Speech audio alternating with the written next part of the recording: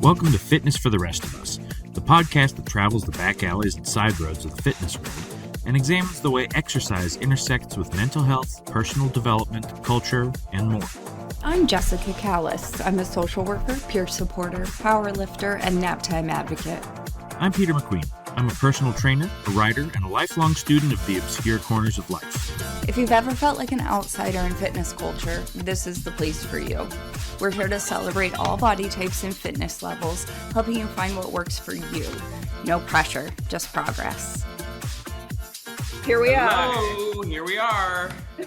Recording again, episode whatever this is. Right. So, and we just went back and forth on if we wanted to jump right into the content or if we wanted to have some pre-show banter. And gotta have a little, you really do. I tune into most of my favorite podcasts for the pre-show banter primarily. But luckily, this little one over here joined me. This, I don't know if you've seen the pictures, if you've seen her on social media, but this is Zora. This is our new doggie. Zora.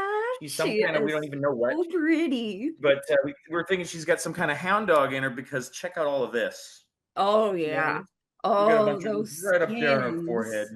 She doesn't care one bit. She's just a big old fluff. Oh, I love it. All those She's so mushy. wrinkles. So she has. So we lost our pit mix Roxy early this year, and it was obviously very emotional for the kids and everything. And yeah, but my wife Steph has just like this magic skill for picking good dogs, and just one day the dog started calling to. I always telling the kids like a dog will just start calling to mommy's heart. Yep. And then mommy will just go and get that dog. She'll just know. Yep. And so she drove all the way to Dallas to get this one. She just knew. Like, how far is that for you guys? It's like 5 hours from where we are. So it's a day trip, get to see the parents and all that stuff. But yeah, I mean, when she knows, she knows. And this one just fit in like, boom, right. First day, fit right in. She's already house trained. She's, she's good with the kids. She's gentle. She has enough energy to play with our other dog, Rosie, who's a Great Dane mix. Mm-hmm. They play together all day long. And so they're just wearing each other out. It is the best. Oh, I love it. Well, and I know that you were worried because your Great Dane mix is older, right? And so you didn't know. No. So she's just past 2 now. She might be 3 now. I'm gonna keep real close track of that. But she's still very much like energetic and stuff. And so, yeah, I mean, we wanted their energy to match, of course. And she's a little more subdued than when she was like baby fresh. And Zora is definitely still acting like she's very baby fresh. Yeah. She's a shelter too, which means we just have no freaking clue how old she is. What happened or anything like that. No. But she's clearly been somebody's pet because she knows the boundaries. She knew all of our boundaries the minute she showed up. So that's good. Oh, she wants to make you guys happy. Yeah, I know. So yeah, not all the greatest, not exactly the greatest lead into today's topic, but I just felt like I had to share it. Hopefully one day, we've introduced our animals a little bit, maybe a bonus episode in the works one day about our animals and animals in general. But I love it. So, well, and I think, I always tell my clients, I'm like, we're sitting talking to each other for an hour and we talk about all these heavy topics, or you're venting, or I'm teaching you something and we're practicing. Like, tell me the successes. Tell me when something good happens. Like, it's important to celebrate those things. So the fact that you guys found this dog that like was meant to be a part of your family, it's amazing. It is. Before we get started, if you enjoy the show, please remember to like, rate, subscribe, and leave a review on your podcast app of choice. It really does help us out. If you're watching this on YouTube, go ahead and drop a comment below. Also, remember to like, follow, and interact with us on social media. All of our links are in the show notes. If you want to support the show, please consider donating or becoming a member on our Ko-fi page. Members get special bonus episodes, video content, and whatever other goodies we can cook up. So our trigger warning for this episode is we will be talking about both acute and chronic pain. We are not medical doctors. If you need support, please see a doctor and speak to your therapist.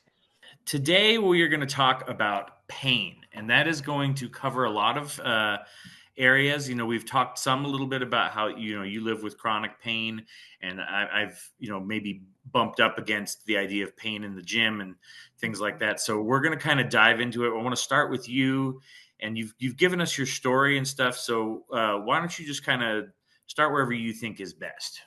Yeah, sure. So I want to get into both of our stories in a little bit because I think they overlap a lot, but they're also very Yeah.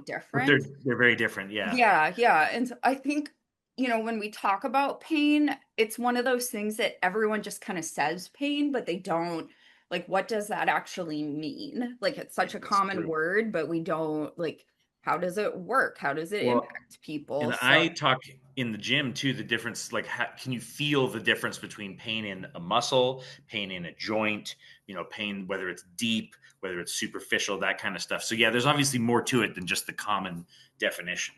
right, right. Well, and so like you said, there are different types of pain there, and the pain can involve a lot of different systems.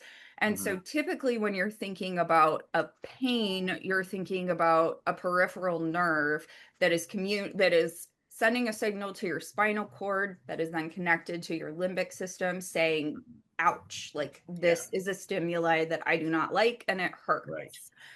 And like you said, that can be in a muscle, in a joint, when you break a bone, it Organs, even yeah, exactly. I mean, organs. and a Yeah. lot of people don't necessarily have the fine-grained sensitivity to their own bodies. That's something that I encounter a lot in my work, and I know that physical therapists do too. Hmm. Like, just being able to identify exactly what's hurting is hard for a lot of people. We can mostly only point to regions. Yep. Um, yeah, and it's the fact that it's nebulous is kind of one of the most interesting things about it. So, I mean, if you don't mind me No, jumping in a little bit, yeah. absolutely.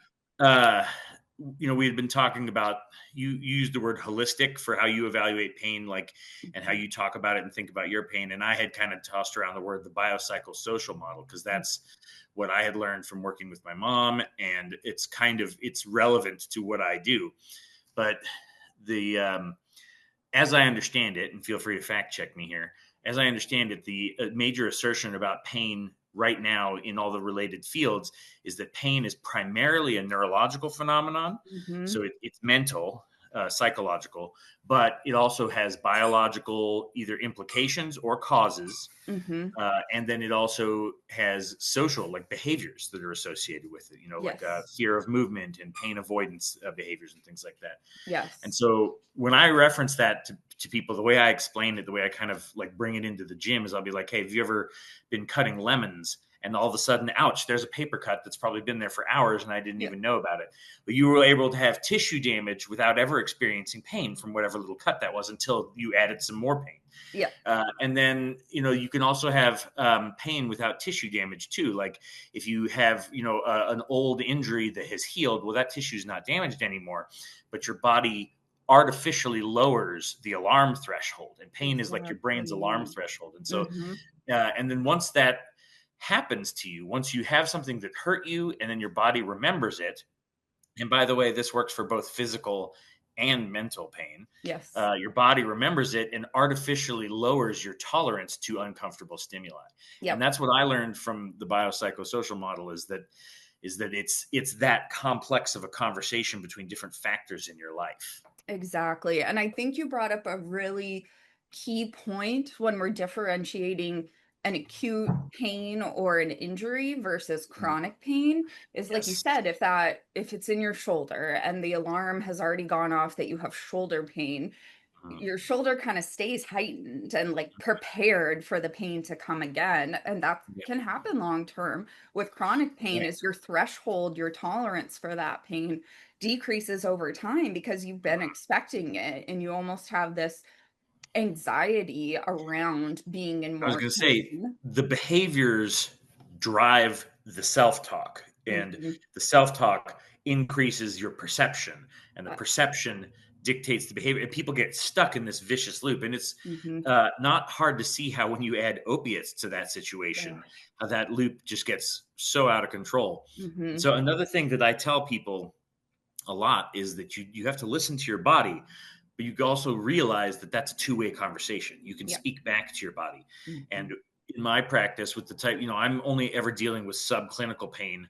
uh, you know there's a lot of highfalutin gym talk about, train through the pain and no pain no gain and all these fun Mhm. rhymes. But realistically, that's not what we do. we don't just push blindly through anything, no matter how much it hurts, Yeah. but we engage with the pain. And when it's time to kind of, hold it at arm's length and be like, okay, is this serious? That's what we do. We stop and we do that. Mm-hmm. But sometimes, if the pain is in a muscle belly and it's just that good old fashioned burn that everybody knows, even the people who don't know anything about the gym know to Right. chase the burn. Yeah, And, exactly. so pain can be, it's complicated. It's more complicated than most people think, because most people Right. think, ouch, not doing that anymore, Yeah. Well, and you brought up a great point with like feeling the burn in the gym, but also what about DOMS, delayed onset muscle soreness? Is this a Yes. normal sore, or is this a bad feeling? Like, did I Right. injure myself, or am I just my muscle rebuilding itself like it should Exactly. be? And DOMS drives a lot of people right out of the gym. They come in, they do anything, they hurt 2 days later. It's bizarre to them that it takes that long for them to start Mhm. hurting. And so they're like, oh, I must have really done something wrong, when actually we know it's a completely normal, and it is not even really that well correlated with hypertrophy, strangely. Yeah. Yeah, it's Um, not. it's just your body saying, hey, that was new. Yeah. Not so sure about that. And Exactly. but that's the two-way conversation that you get into. You have to say back to it, yeah, that was new. And yes, I hear you. We're not going to work exactly that same, but we are going back to that gym. Yep. And this is a thing we do now. And like, if you can sustain that conversation for like Mm-hmm. a month, I mean, the soreness all but goes away, I would say. I mean, Right. the really debilitating DOMs that like Yeah. really, novice exercisers get. I mean, you still get sore and stuff, and even experts get sore when they really like push something extra hard or do Mm-hmm. something more intense or go for a PR or something like that. But yeah, it stops being pain at that point in the same way. Mm-hmm. It becomes a form of like a battle scar. It's a badge of honor. Yeah, And your ability exactly. to Oh sustain. man, my legs are sore for the first time in 6 Yes, months. This is I know, and it's like awesome. you'll never hear a power lifter happier than when he like it hurts to sit on the toilet because he worked his fucking glutes so hard, and like, yeah, I love that stuff. I know, Yeah. exactly, exactly. So yeah, So, so we kind of touched on acute versus chronic pain, and there is a mhm, clinical definition. A mhm, chronic pain condition is something that lasts 3 months, longer than 3 months. mhm. So I mean that doesn't narrow it down very much. I know. Yeah. And so let me ask you this. So that 3 months marker, is that like an arbitrary, we just figured this is, because some things are a long time and some things are not, like Mhm. 3 months of pain is definitely a long time. I mean, 2 months of pain is a long time, but not, I mean, where does that number come from? Like, do you know? I can postulate, because I Yeah. know with like mental health diagnoses, the reason they put in a like time frame can be for health insurance reasons. Like Of course we're it is. not we're not going to approve the like intensity of treatment that you would need for like schizophrenia diagnosis if Mhm. the psychosis doesn't last longer than 2 weeks, because that could Right. just be, you don't Yeah. need as much. So we're not Yeah. going to pay for it. It's so funny how much I'm seeing now, how often I am seeing the fact that we have all these diagnoses and all these labels, not because the labels are useful or even appropriate, but really just so we can appease the insurance goblins. Yep, Like, yep. They want a name so that there's a formulary attached to the name. And the exactly. formulary is what we're going to pay for and Right. how you meet the Yeah. criteria for us to pay for this. Hmm. So I am That not a sucks. medical doctor. I don't know if that's the same with chronic pain, but I've seen it in the mental health field. Yeah, I wouldn't be surprised if, I mean, you may not be that exact same marker, but Mm. surely there is one, and surely it's for the same reason, not for any actual clinical reason. Right. And I hate to be cynical about it, but that is the reality that I'm seeing more and more. And Yeah. because yeah, I mean, when I've had the pains going in and people ask me how long it's been going on, that's a hard question to answer, because some pain comes and goes, but might still be considered chronic. Like, so let's kind of dive into the different pains that you and I experience. Yeah, yeah. So the first one that I really get is I get shoulder impingement type symptoms, and I've Okay. never really been officially diagnosed that I know of, but I did do a little bit of short PT to give me some exercises to kind of manage it, and different ways of moving to, make sure that I'm strengthening and keeping those muscles strong. But that one will flare up on me totally Mhm. randomly. Like, and I don't know if it's something I do when I'm sleeping or whatever, but there are days I'll wake up and it's just like debilitating. I could barely use my whole arm, and I'm even getting referred pain all the way down to my elbow and things like that. But then it'll be there for a day, and then poof, gone, just as completely and mysteriously as it appeared. Are you doing your exercises on the days when it's painful or when there's no pain? So typically, I will only do specific exercises that were like prescribed by PT to manage flare-ups. And then, kind of on the tail of a flare-up, I might keep doing some of them for a while. Most of them work pretty good as warm-ups in the gym. So I'll kind of rotate them into whatever I'm doing to warm up.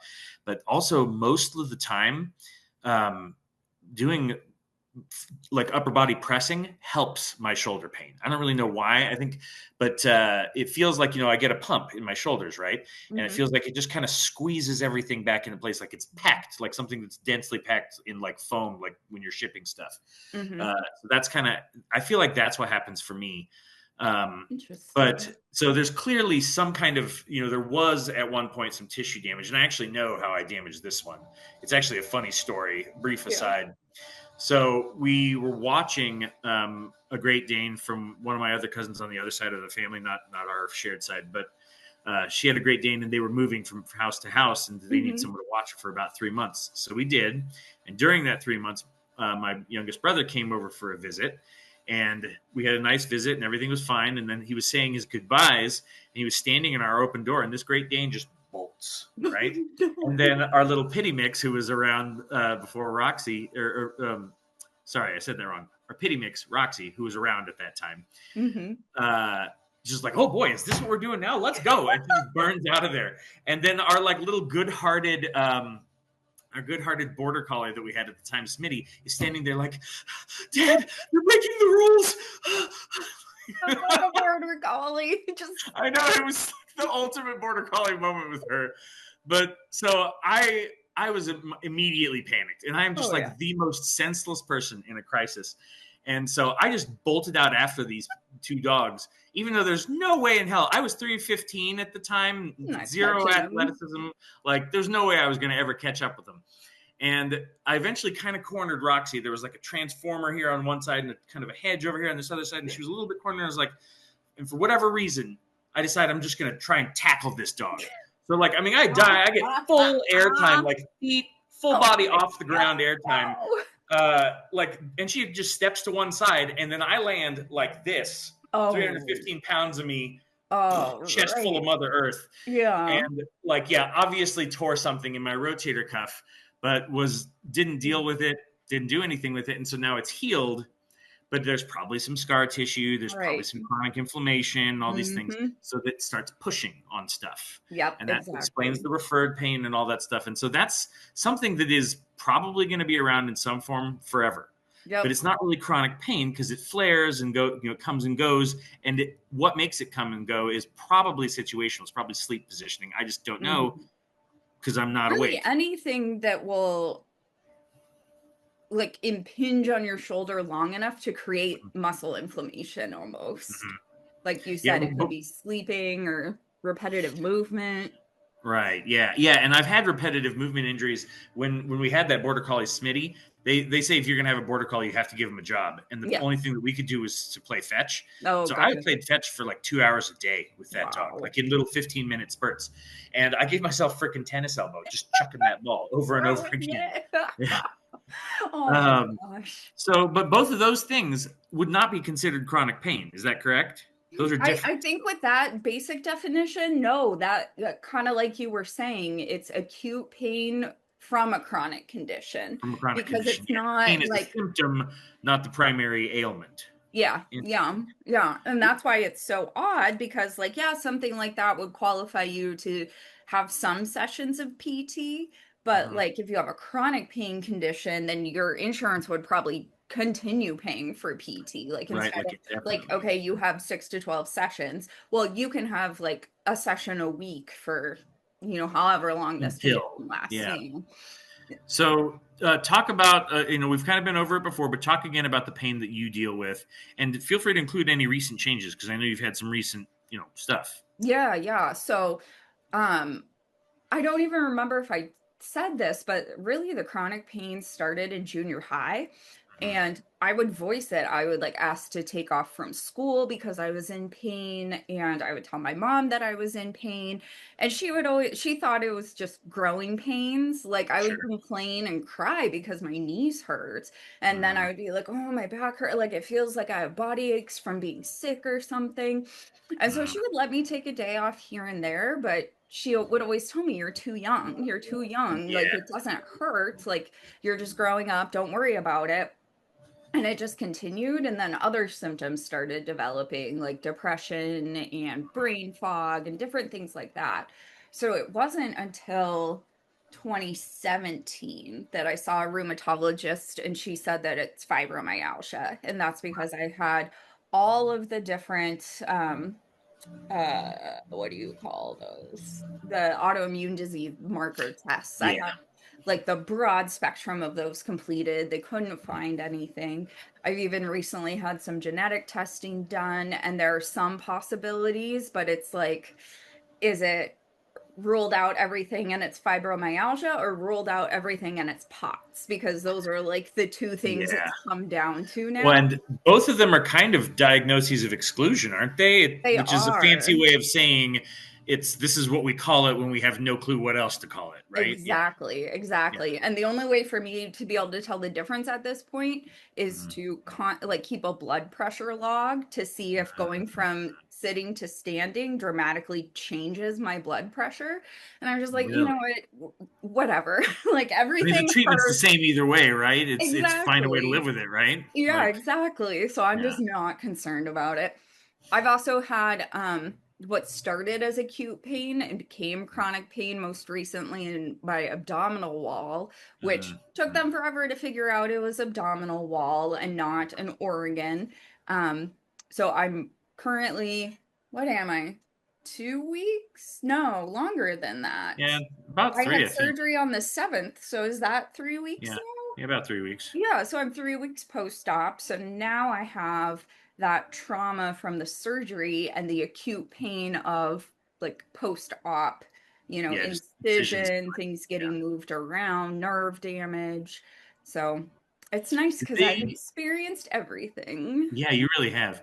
Did Yeah. they find I mean, did they find any damage to your abdominal wall? I mean, I know they isolated the pain to that. Did they find and fix anything while they were in there, or was this just So she saw no hernia. She saw uh, no extensive scar tissue. And so she said if something did happen, it was either nerve damage, a nerve being pinched, or it could have been like a muscle, something like tear, muscle strain that doesn't have any scar field really tissue. extra weird?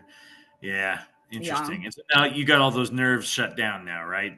Because of the surgery, right? Yeah. I don't really, I cannot feel, and when I touch it, it feels weird because I know I'm touching it, but I do not have You feel sensation. it in your fingertips, but not in your actual Yeah, like. yeah. That is So so like bizarre. it's like a probably like 4 inch, uh, whatever this part of the It's circle like is, oh, diameter. Is that yeah, diameter? diameter. Yes, yeah. Remedial math classes for both of us.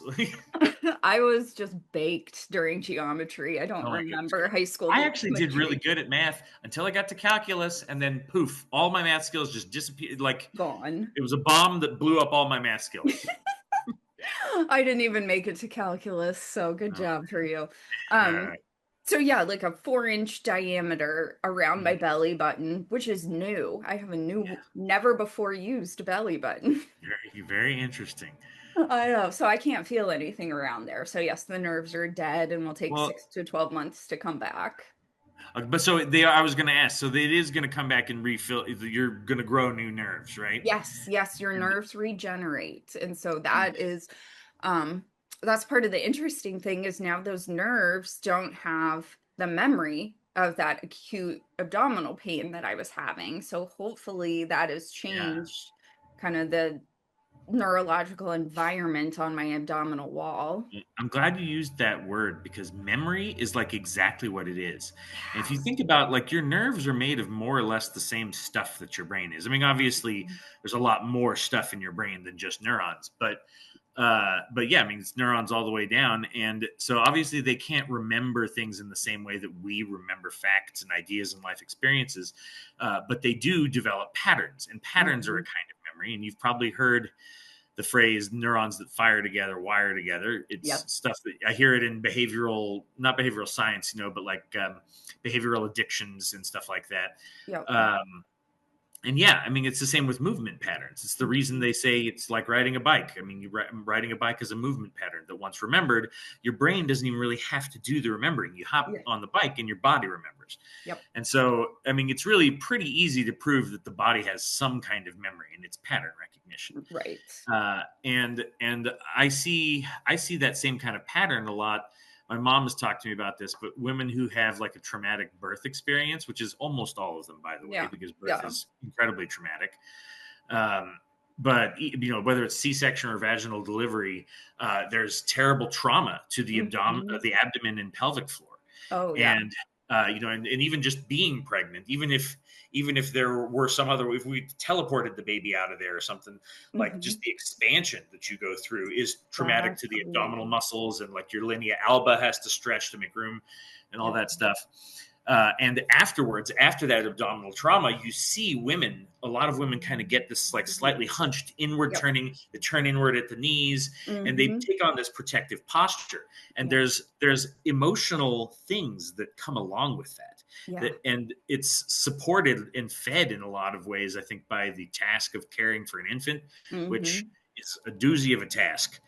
And so I see a lot of women who kind of have learned in their bodies that they're small and weak and not capable. And so one of my favorite things is trying to help them unlearn that lesson, because I mean, you've probably seen jokes like this, but there's like TikToks where it's like the woman is like picking up the 5-pound weights, and the gym is like, I don't know if I want to get too bulky. And then like it cuts to her like 30 seconds later, and she's got like 4 grocery bags and a kid. She's got like a backpack on, and she's on her phone and like doing the mom thing. Exactly. So yeah, I mean, it's clear to me, at least, that people who have pain, who experience pain and physical trauma, can carry that with them in their bodies, even if mentally they know they're fine. And it affects their behavior, because at least in the case of women who get into that kind of like defensive posture, they stop believing in their own strength, even though they're displaying it to themselves every day in a lot of cases. And I think that's probably the biggest thing for me in pain, is that it robs you of strength. It does. It really does. Because at some point you set a threshold for yourself. Like, okay, I, have osteoarthritis in both of my knees. And so I decided over time that I shouldn't do stairs because they hurt my knees. And so I just classic avoidance. So I just started avoiding stairs. At the time, I lived in a 3-story townhouse. So I was relying on my husband to go up and down the stairs for things for me, which meant my legs, my glutes, they all got weaker and weaker and couldn't support my knees. So and so when you had to take the stairs, it got worse and worse, probably, didn't it? Exactly. So then I'm like, oh, my arthritis must be getting worse. Meanwhile, I have x-rays that show minimal changes. And I'm like, oh, it's getting so much worse, because it just became a self-fulfilling prophecy. Like, I hurt, so I shouldn't do it. I shouldn't do anything to try and support that. And so it does get worse. And the neatest thing about that, one of the best things I ever discovered, was that that's not just like an anecdotal thing. Like, that's actually what the science says, that people who suffer from chronic pain, whether it's from some like underlying condition, like neurological condition like fibromyalgia, or whether it's due to an old injury or something like that, there are lots of different treatments, lots of mainline, lots of secondary treatments, but no treatment has the efficacy of regular exercise. I mean, there's some that maybe can do more for some groups, but across the board, like, regular exercise is the best thing for pain, as far as I know. Yeah, it is. Yeah. And there was I watched this cool video. There was like kids who had chronic pain. I think most of them were fibromyalgia patients, and they were all under 18. Right. And most of them were kind of middle, late, middle adolescents. Right. And they basically just made these poor kids work out like 10 hours a day. Like they would just be, I mean, and it wasn't like crazy intense workout, but it was a lot. But And they would have, movement. movement. I mean, they would be walking on treadmills. Had them doing loaded carries and stuff.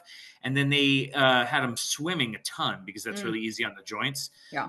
But really hard on the muscles, especially those little stabilizer muscles that actually protect your joints. Yep. And they would have these kids, they would have them like do cannonballs and jump in the water over and over and over again to help them deaden themselves to like the temperature shock and like the impact and all that stuff. Because just that repetition, just like it does with DOMs, you know, like that pain comes on because the stimulus is novel, not because anything went wrong.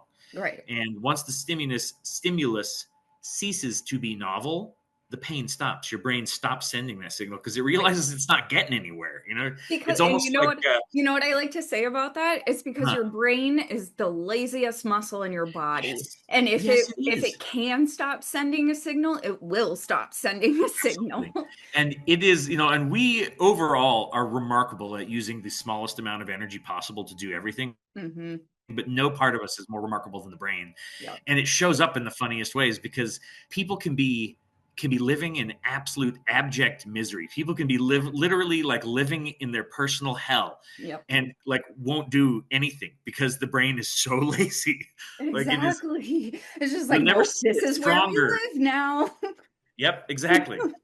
That is funny. All right, so let's go back to so we've talked about the two different types of pain. You mentioned your acute pain experience. I've talked about my chronic pain. So what, you know, we can't just leave it there. What do we do about it? So, you know, you being in the personal training realm and having a lot of experience with what physical therapy would do, how do you treat acute pain? How do you treat inflammation? How do you treat joint pain? You know, any kind, like, just take it from there. Yeah. Okay, yeah. And so it's important to make the distinction that technically I cannot treat any of those things. I have to stay within my scope of practice. But I'm able to take a few educated guesses that maybe other trainers wouldn't feel safe doing, even if they are perfectly smart enough, just because I have had some like first-hand experience with pain and then just learned from smart people. So but as a trainer, you know, I can only deal with subclinical pain. And so like I have to, you know, talk to people, and pretty much everybody comes to me with subclinical pain, even if they ought to go up to that clinical level, mostly just because they don't check on it. You know, people don't go to the doctor. And so when people will I have to interrupt you. My dad says, if you don't go to the doctor, nothing is wrong with you. Well, that's one way to look at it. Yeah. So anyways. No, you're all good. But no, so I will usually try and if I know that somebody has pain that is going to disrupt what we're doing, basically I will just try to get them to tell me as much as they can about it and to observe it in as many settings as possible. So I will run assessments, and I almost always will do an overhead squat. And I'm going to move my computer so I can demonstrate what these are. Let's see if I can get a decent angle in here.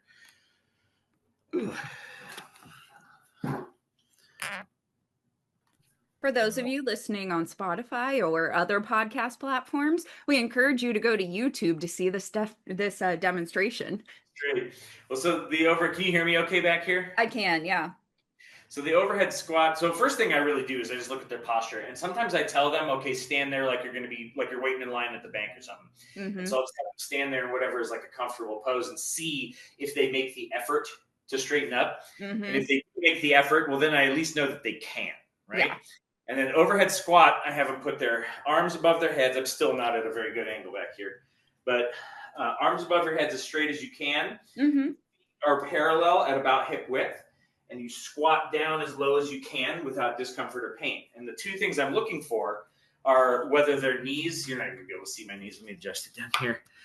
I look for whether their knees kind of come together as they squat, or whether they come down and then if they have to like scoop out of it. That usually is an indicator of weakness in the glutes. And if they have lower back pain and weak glutes, that is a problem I can solve. Yes. You know, and then with the overhead stuff, I look to see if they come down like this, if their arms are coming down as they squat, that usually means their back, but more likely their chest is tight. And if they have tight pecs, loose back, rounded shoulders and shoulder pain, that's a problem I can fix too. Yeah, which I'm sure is very common with how many people work from a desk 8 hours a Exactly. day. And around here, I actually have a lot of truck drivers here in Midland. There's a lot of truck driving jobs. And so anyone that sits in a chair for more than a couple hours a day, you're Yeah. going to have tight calves, tight hams. Sometimes that can lead to knee problems. You're going to have tightness in your hip flexors.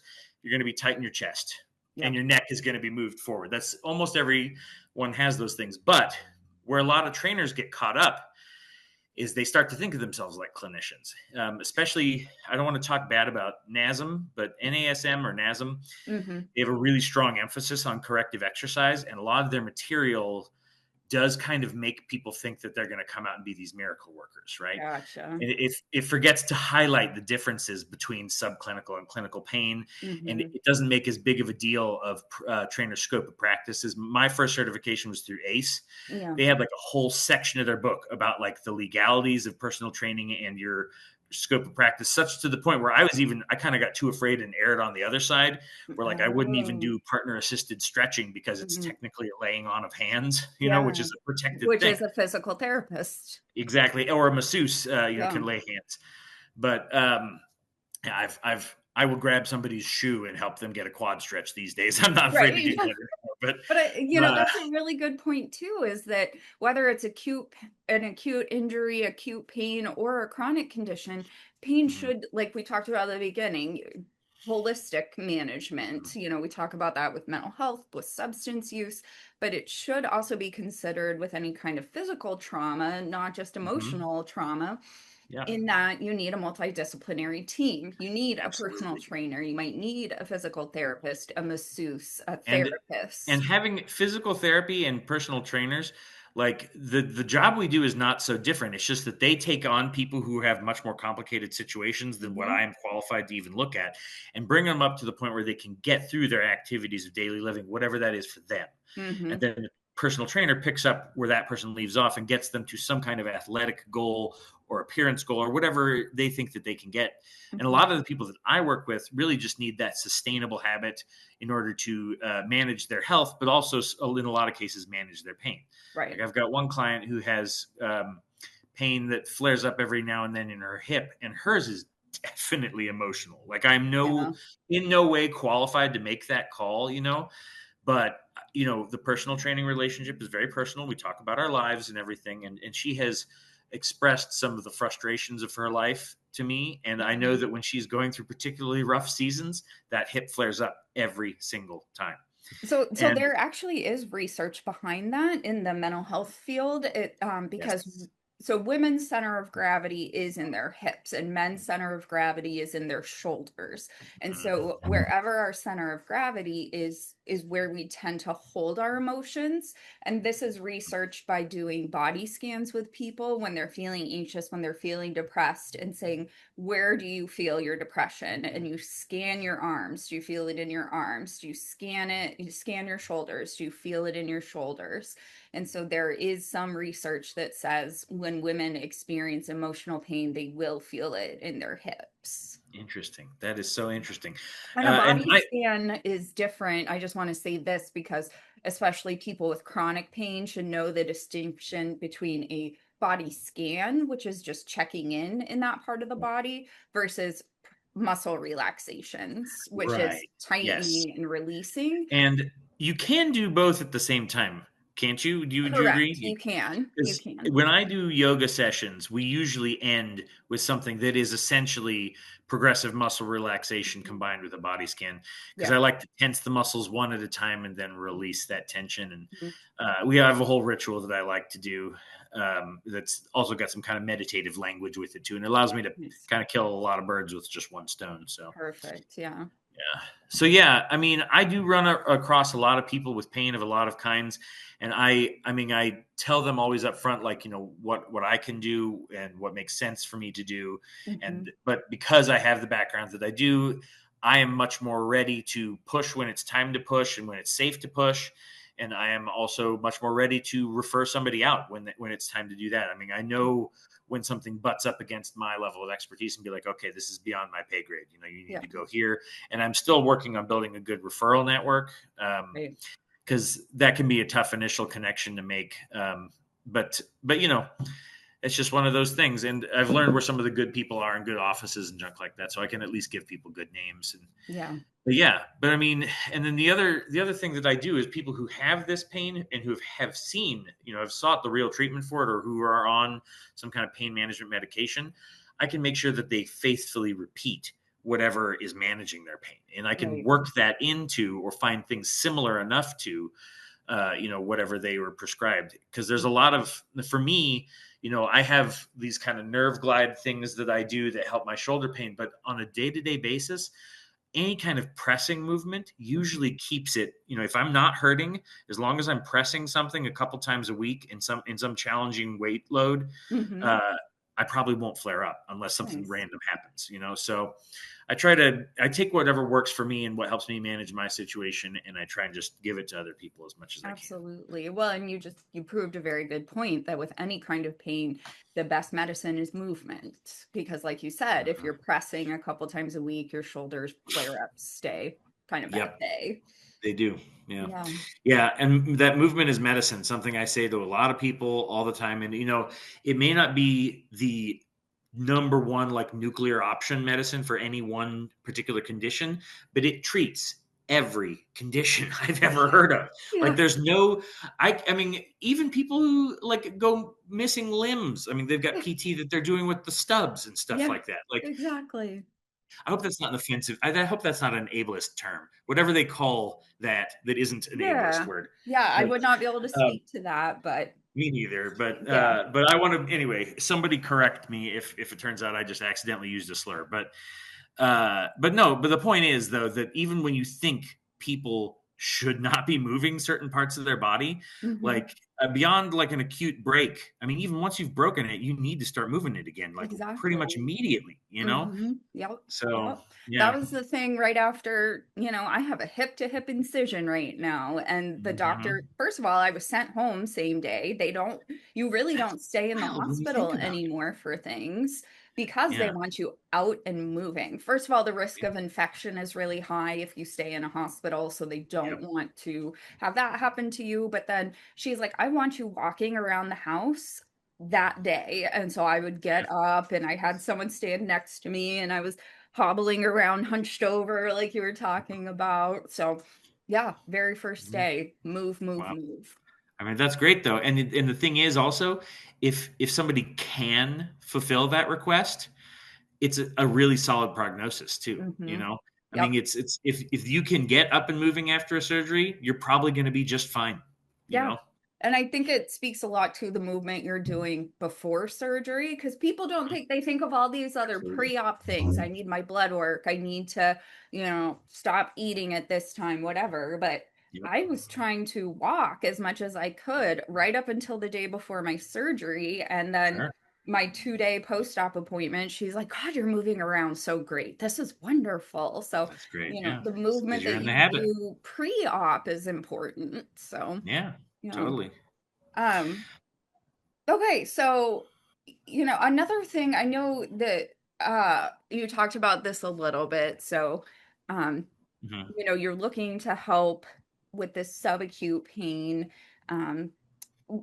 What do we do with our diet when it comes to subacute pain? Yes. Okay. So that is actually really good, because it actually ties into, I wanted to talk about my gout as well, and it ties into that. So there are definitely foods that will promote inflammation. That is definitely a real thing.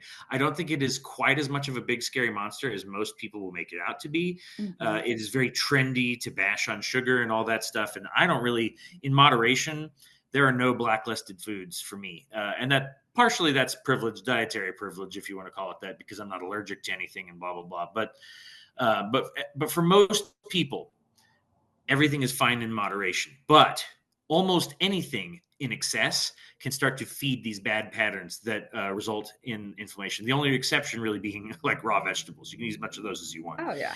But and the way I explain it to my kids is that if you eat too much of any one thing ever, even if it's the healthiest thing, your body's going to feel some kind of bad way about it eventually. Yeah. And so when it comes to, but then there are a handful of foods that I am pretty convinced at least have good downstream effects for inflammation. I don't know that they have any actual primary action, and I don't know that we can necessarily map the entire way from ingesting food A to having inflammation outcome B. There's a lot of unknowns in there. But I know from my own experience that eating a lot of fermented foods and eating a lot of cruciferous vegetables, foods that make you gassy, basically, they feed your microbiome really well. And your microbiome is really important in maintaining balance with inflammation in your body. Because, some inflammation is adaptive. The inflammation that we get in our muscles after we work those muscles, we actually want that inflammatory response. Yeah. And so sometimes blunting that can be working against what you want. And so it's another thing that's really trendy right now is cold submersion. And most people don't actually submerge themselves in cold. They just take cold showers and think that's the same thing, which it isn't. Yeah, not even close. And they do it mostly because Joe Rogan bros think that makes you the biggest, baddest bro if you can take a cold shower after you work out or whatever. You wake up at 5 a.m. and dunk yourself in ice morning water. routine, all that stuff.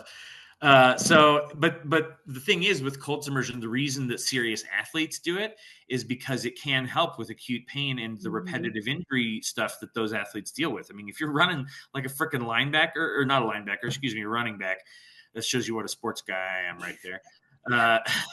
Sports ball. But, go sports.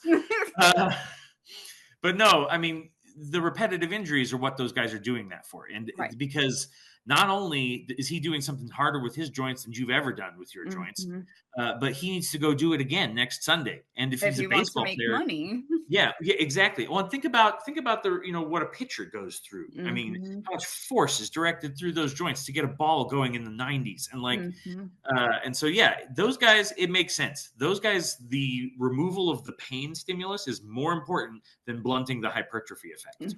But that is exactly what cold does: is it blunts hypertrophy. So it takes the inflammation down, but it takes down the good stuff along with the bad stuff. Right. Now, if you have a really injured joint and you still want to work those arms, well, you should probably ask a doctor's permission. But cold might be something that could mitigate that situation.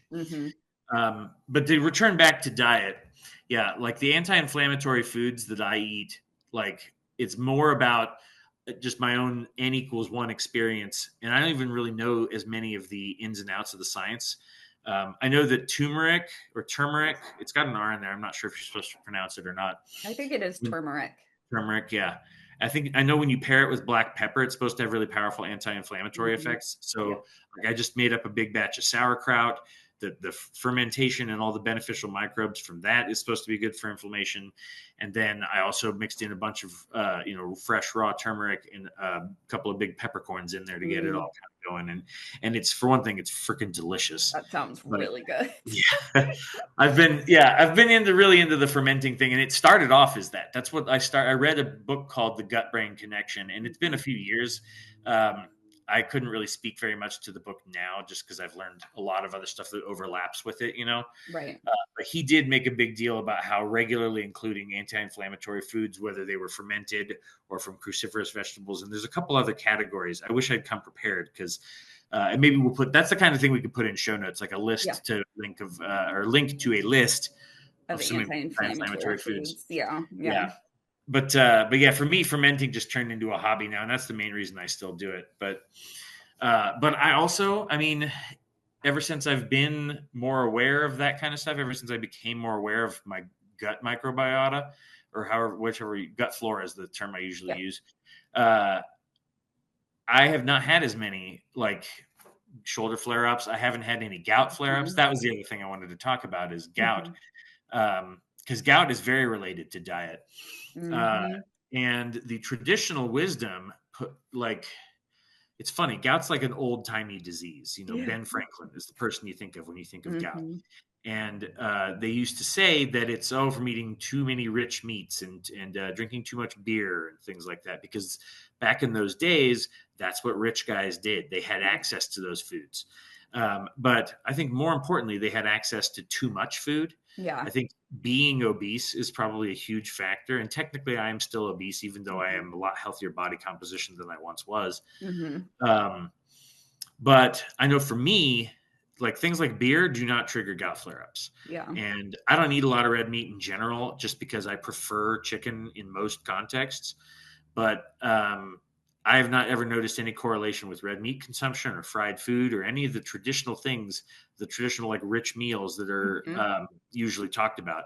But what does seem to reliably trigger me is if I ever get into a sugar binge, which unfortunately is a thing that I do occasionally still fall into, especially around Valentine's Day and Halloween time. There's a lot of candies that my kids are too picky to eat. And I mean, daddy's the garbage disposal. So yeah. And because gout is it is a chronic condition, Yep. I experience the same thing with my fibromyalgia. If I have too much sugar, it's all right here in my shoulder, and it just hurts so bad. Fibromyalgia, though, doesn't have anything to do with uric acid buildup or even calcium or anything like that. It has Because to do with your there's something. nerves. Yeah, that's what I thought. There's It's also something called overactive pseudo nerves. gout, which I think has to do with calcium crystals build up in the joint. But gout is crystals of uric acid. And if you could imagine teleporting broken glass inside of your joint, that's what gout feels like. No, And thank you. yeah. I mean, and honestly, you could pull rank on me when it comes to pain big time, but gout is the most painful thing I've ever experienced. And I've had it so bad before. I had it in my ankle one time, and where I was up on our couch, just like trying to do anything but think about it. I had like Family Guy or something like that on the TV, and I couldn't even like hear the episode because I was just too busy writhing in agony. And that's so, awful. yeah, so And that's it's interesting that that's how you describe it, because people describe pain in so many different ways. And that's the same for any kind of health condition, mental and physical. But to me, anytime someone asks what it feels like, I tell them, that first day when you have a fever and your entire body hurts and hurts and you don't want to move and you like crumple everything up like this. That's what a flare feels like. Wow. Yeah. Well, you know what? It can be kind of empowering to have a way to speak about your pain like that, don't you think?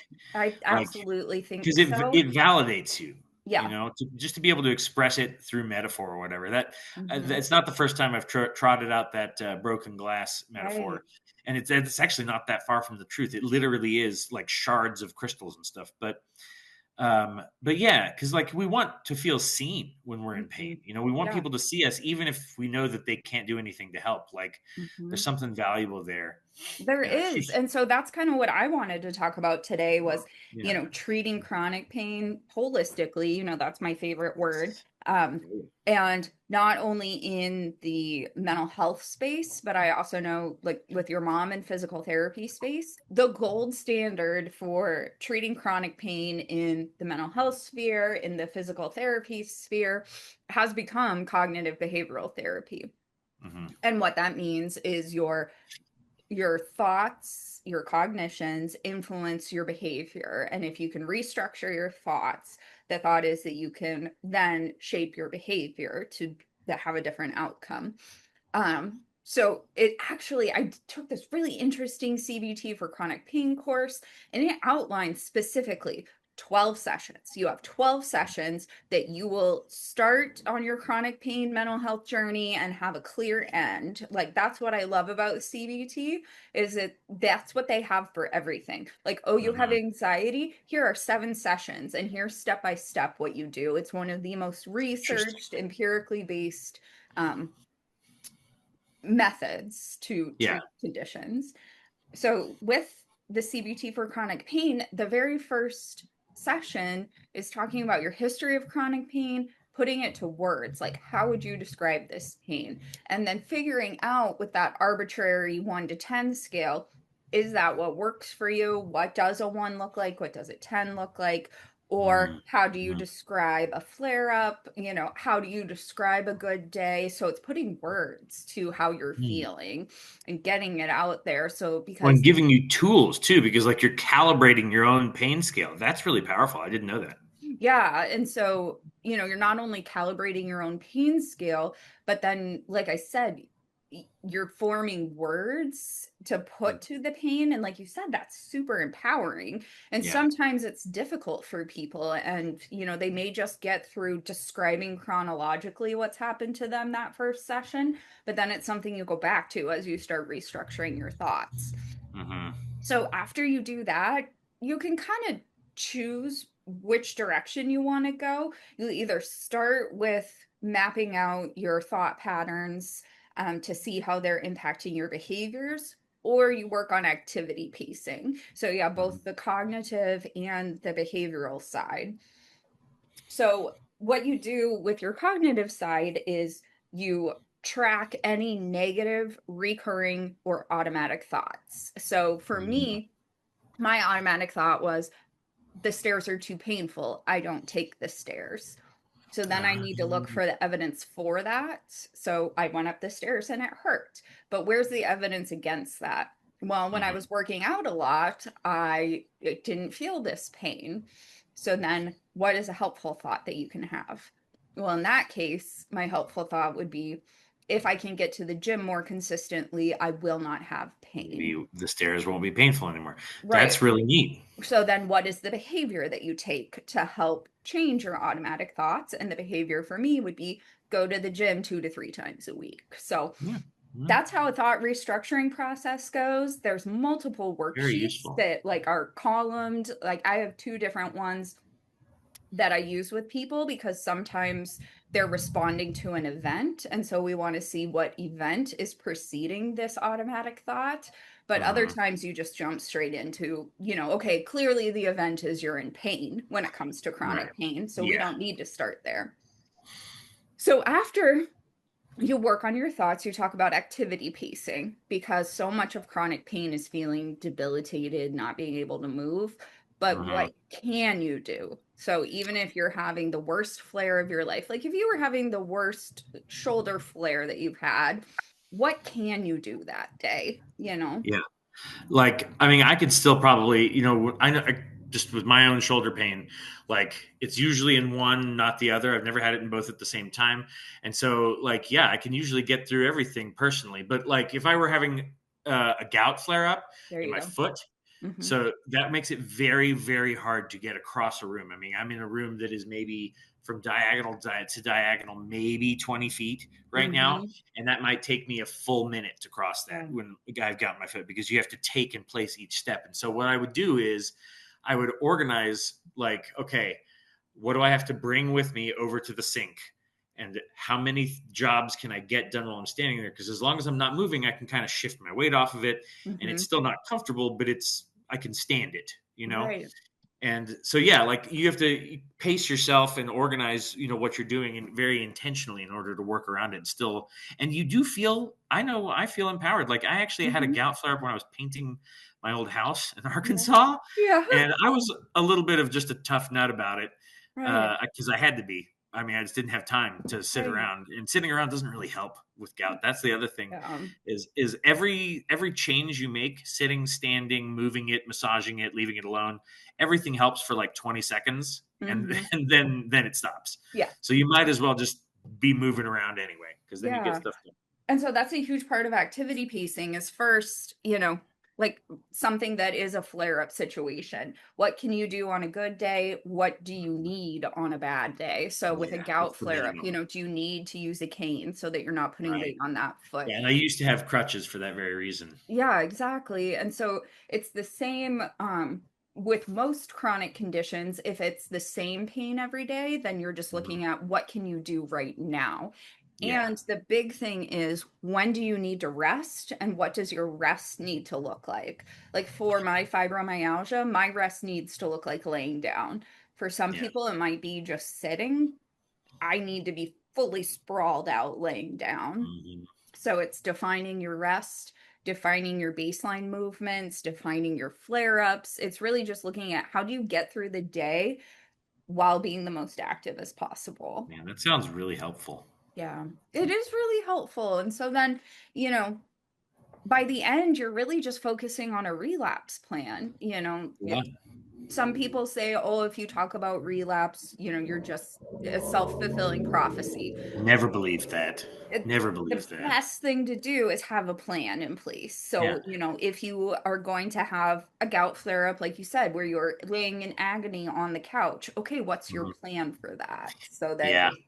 So that maybe we can limit that to just one day instead of impacting you for 5 days straight. Yep. Totally. Yeah. Yeah. All right. Well, we've covered a fair amount of ground. I feel pretty good about everything. Is this everything we had on our outline? Yeah, it really Yeah. was. Yeah. All right. That ended up a little bit shorter than I thought it was going to be, but I'm kind of glad. That might be a small mercy from Yeah. us. We were debating, me and Steph, and you know what? Let's end on this note too, because I like a meaty podcast. My favorite podcast that I've ever listened to, favorite episode that I've ever listened to, was 6 hours and 27 minutes long. Now, of course, I didn't listen to it all at once. No. It took me like 5 times. Yes, they could have broken it up into multiple episodes, I'm sure, and done a part 1 or part 2. But just the sheer ballsiness of dropping a 6.5 hour podcast, I was like, all right, I'm in. And it was already from one of my favorites. So yeah, what do you? I mean, but when you listen to you listen to podcasts, don't you? I actually don't.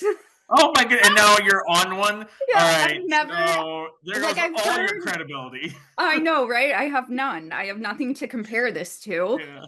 Maybe that's a good thing. I have no idea what a normal podcast sounds. People will recommend them to me. I'll see little clips on social medias, but I have never chosen a podcast and listened to an entire episode.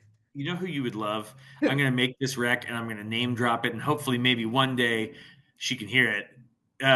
Is Mel Robbins. You need to check out Mel Robbins. She just took the top spot from Joe Rogan. Nice. And not everything, I think she's got some woo-woo stuff on her channel occasionally, especially when it gets into nutrition. She platforms a couple of people who I have some concerns about. But man, her self-development stuff is just phenomenal. Some of the best content I've ever heard, and it's just so raw and real, and she really represents a very diverse cast of voices, which is awesome. I don't know if you know, he's a rap producer, Charlemagne the God. Do you know him? Yeah. He was on there, man. That was a fire episode. He was so cool. He's such a cool dude. So much. You already think he's cool, right? And you don't get to be a rap producer without being cool. He's even cooler than that. So imagine cool, and he's above that. Yeah, exactly. So yeah, man. Yeah, I mean, podcasts are. I like to listen to them a lot when I'm working out, and I've listened to Stronger by Science back to front, and I listened to a lot of their episodes twice. Most of what I know about fitness came right out of that podcast. It was just 100% osmosis while I was working out. It turns out listening to audio learning content while exercising is a really great way to lock knowledge into your brain. It is. Well, and the reason behind that is there are 3 distinct learning types. There's audio, visual, and kinesthetic. And they say adult learners work best when they implement 2 of those strategies simultaneously. So. And I know that I've always been a kinesthetic learner, but I also learn best when I am multitasking, because I have this kind of inattentive ADHD. I need to keep my body busy so that my mind can focus on whatever it is. And if I just sit there and try to listen, man, I'm not going to retain a word. Yeah, it's just going to skip right over your noggin. Yep. And so the ending note today is that from now on, when you guys listen to this podcast, you owe me some reps. There you go. Rep it out. All right. Squats, you can always deadlifts, do benches. one more. You can always do one more. One more until it doesn't go. That's right. Yep. Hey, and if you have chronic pain, more exercise. Exactly. Get up and walk down the hallway. Yep. It'll be great. Yep. All right. Well, thank you so much for another banger episode. Absolutely. And we got one more coming, or no, we still need to discuss our plans. So this is episode 6. And by now, hopefully we've attracted a few people. Hopefully people are getting the sense of whether they like what we're doing here. And I want to definitely open us up for feedback. We've been open for feedback the entire time, but especially now as we're kind of drawing near the close of our first season, we want to know what do we want more of? What do we want less of? Are the podcasts too long? Do we need to tighten it up? Or do we need to expand and loosen up even more? Because, I mean, it can work both ways. I've seen it work both ways. Yep. So give us your feedback, like, rate, subscribe, all that stuff. We got our little bumps. We're going to tell you again to do the same thing. So hopefully some people out there will are listening to those really help us out, and just tell us what you want more of, because that's what we want to do. We've got our little niche, and we want to do everything we can within this niche. Absolutely. That's why it's called For the Rest of Us, is we want to be able to bring you the content that you're interested in. That's right. Awesome. All right. Well, adios, and we'll see you guys in the next episode. Bye. Thanks for listening to the Fitness for the Rest of Us podcast. Please remember to like, rate, subscribe, drop us a review, and connect with us on social.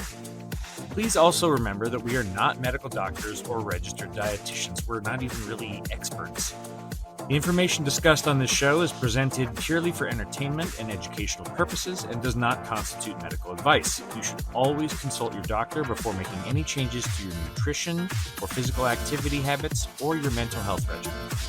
Once again, thanks for listening. Don't forget to hydrate and have an extra scoop of protein for me.